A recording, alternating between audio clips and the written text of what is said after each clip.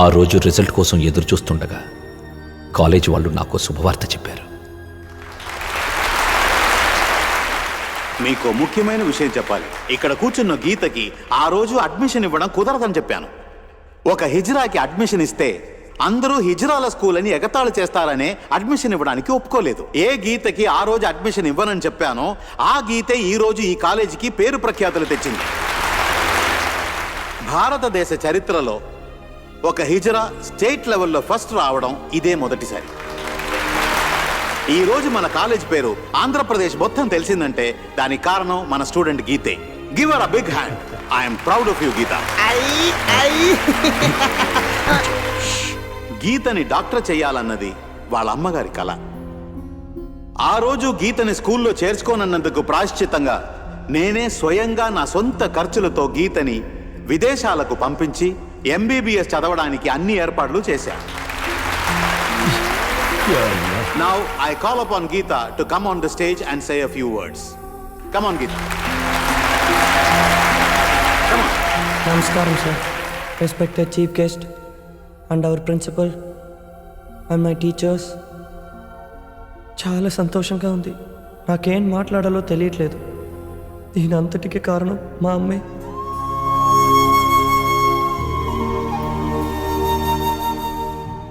అమ్మ, స్టేజ్ మీద దగ్గర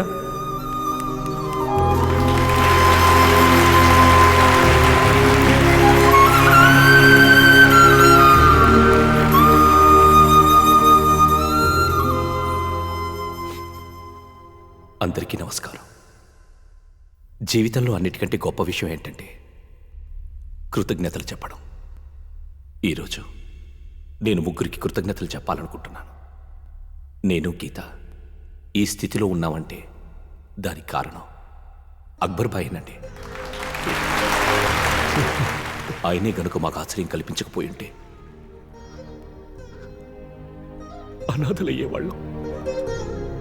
అందుకు ముందుగా అక్బర్ భాయ్కి కృతజ్ఞతలు చెప్పాలనుకుంటున్నాను. గీతని స్కూల్లో చేర్చుకోకపోయి ఉంటే ఇదేదీ జరిగేది కాదు. తన్ని స్కూల్లో చేర్చుకున్నందుకు, తన డాక్టర్ చదువుకయ్యే ఖర్చంతా భరిస్తానన్నందుకు ప్రిన్సిపల్ గారికి కృతజ్ఞతలు. చివరిగా నా కలని నిజం చేసిన గీతకి కృతజ్ఞతలు చెప్తున్నాను. చిన్నప్పటి నుంచి నాలో ఉన్న ఆవేదన్ని ఈరోజు మీ ముందు చెప్పాలనుకుంటున్నాను. రోజు వీధిలో కొంచె 0.5 అని రకరకాల పేర్లతో పిలుస్తూ మమ్మల్ని అవమానించిన మాకు బాధగా లేదు. కానీ మా తల్లిదండ్రులే మేం వాళ్లతో ఉంటే వాళ్లకు అవమానమని, చచ్చినా పర్వాలేదని మమ్మల్ని ఇంట్లోంచి తరిపేస్తున్నారు. అదే మాకు ఎక్కువ బాధ కలిగిస్తుంది. నా చిన్నప్పుడు మా అమ్మ నాన్న నా పరిస్థితిని అర్థం చేసుకుని పెంచుంటే ఈరోజు నేను డాక్టర్గా నిలబడేవాడిని. అసలు నేను చేసిన తప్పేంటి? సిగరెట్ కాల్చానా, మందు కొట్టానా, ప్యాకెట్టానా, బలతూరుగా తిరిగానా? అలాంటివి చేసుంటే తప్పు. ఇలా పుట్టడా నా తప్ప? ఇది భగవంతుడి సృష్టి అండి. నాలాగే ఎన్నో బాధలు పడింది గీత. ఈరోజు సాధించింది. అంతెందుకు, నాట్యకళలో ప్రసిద్ధి చెందిన నర్తకి నటరాజు ఒక హిజ్రాని, ఐటీ రంగంలో దూసుకెళ్తున్న కల్కి ఒక హిజ్రానే, తమిళనాడులో రోజ్, యూపీలో MP Revathi, doctors, engineers, social workers అని ఎంతో మంది సాధిస్తున్నారు. మేము సాధించగలమండి.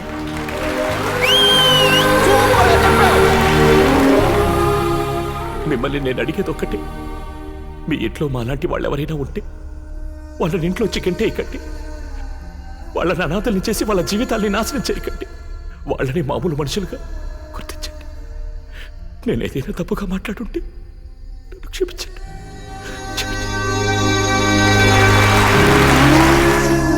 చల్లగా ఉండవు గీత. నీ డాక్టర్ చదువు కోసం రాత్రింబవళ్ళు కష్టపడి అన్ని పనులు చేసి 25 లక్షలు బ్యాంకులో దాచిపెట్టాను. కానీ ఇప్పుడు నీ చదువుకయ్యే ఖర్చంతా నీ స్కూల్ భరిస్తోందిగా. ఆ డబ్బు నేను చేయమంటావు? నాదొక కోరికమ్మా. ఏంటమ్మా? నేను చదువు పూర్తి చేసుకొని వచ్చి ఒక హాస్పిటల్ కట్టి పేదలందరికీ ఉచితంగా వైద్యం చేయాలని. మంచి ఆలోచనమ్మా. దిగులు పడకు. ఉన్న డబ్బుతో ఓ మంచి స్థలాన్ని కొని పెడతాను. నువ్వు చదువు పూర్తి చేసుకుని వచ్చాక అదే స్థలంలో మంచి హాస్పిటల్ కట్టి అందరికీ ఉచితంగా వైద్యం చేద్దామే. గీత ఆశపడినట్లుగానే ఉచిత వైద్యం అందించే హాస్పిటల్ కట్టడానికి నా దగ్గరున్న 25 లక్షలు పెట్టి ఒక మంచి స్థలం కొన్నాను. ఆ శుభవార్త గీతకు చెప్పాను. గీత కూడా సంతోషించింది. నేను ఆశించినవన్నీ సవ్యంగా జరుగుతున్నందుకు చాలా సంతోషపడ్డాను. అప్పుడు కాంచనా, మీ స్థలంలో ఎవరో బోర్డు బాతి టెంటేసి కూర్చున్నారు.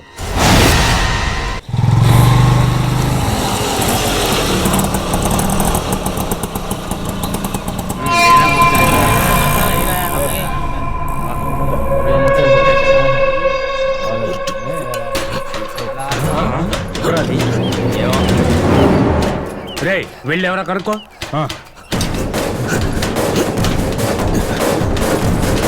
ఎవరు నా మీద చేసుకుంటావా?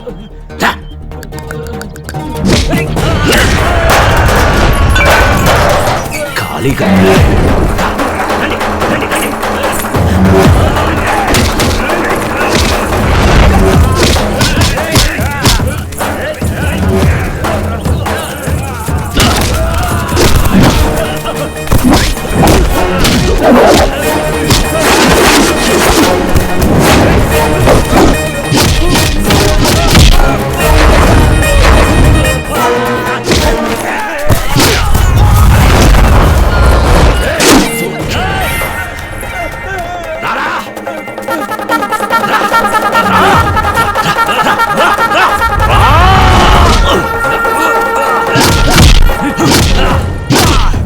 నేనేమన్నా చంటి పెట్టినా చంకనెక్కించుకున్నావు?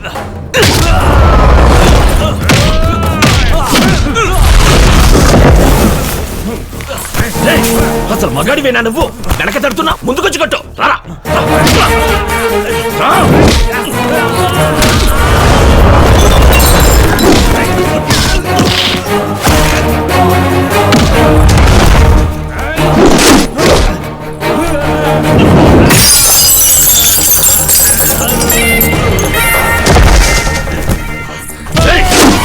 ఎవట్రా బాలు? బాలు కాదు.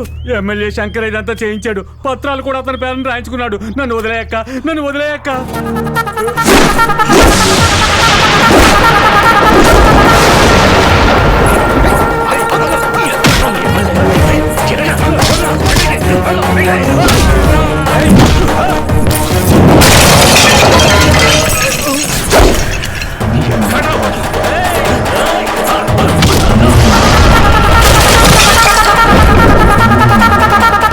నువ్వే నా ఎమ్మెల్యే శంకర్ అంటే సిగ్గులేదు? మధ్యలో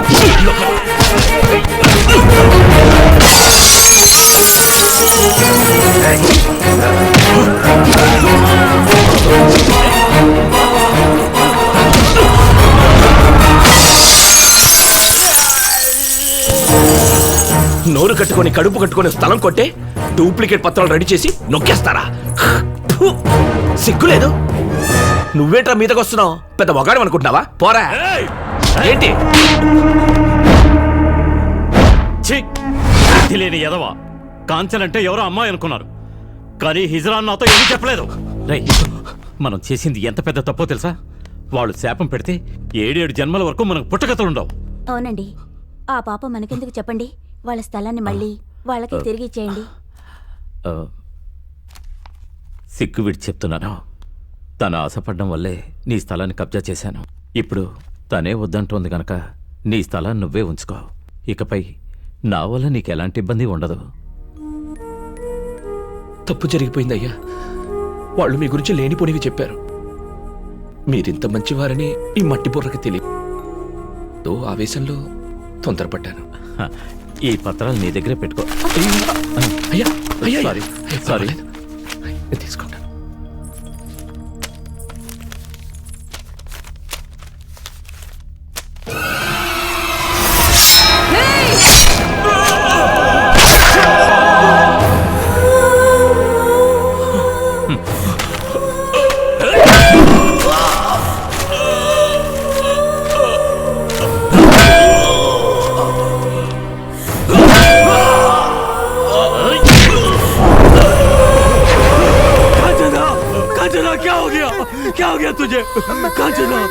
ఏం జరిగింది కాంచనా?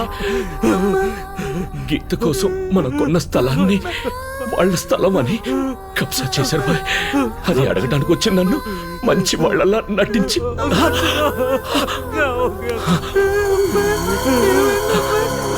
మంచి వాళ్ళలా నటించి మోసం చేశారు బాయ్, మోసం చేశారు.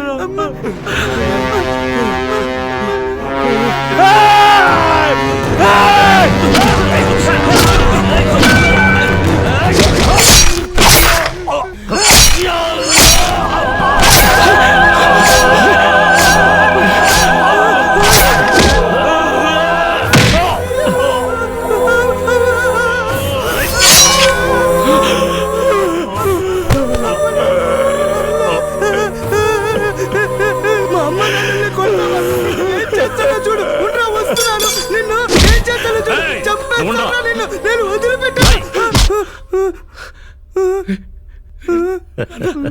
ఇదంతా నిజం అనుకున్నావా? ఆట నాన్న. అవునా? అవును, ఆట.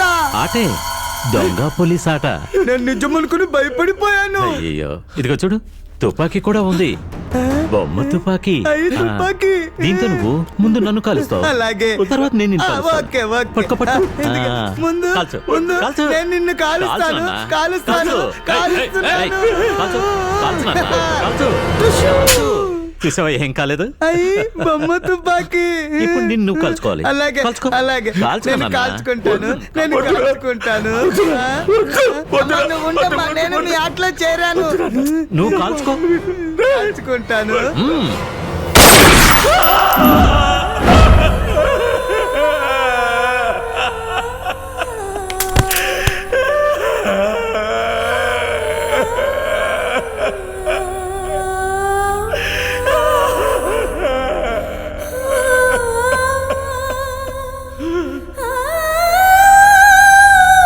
వదిలిపెట్టను.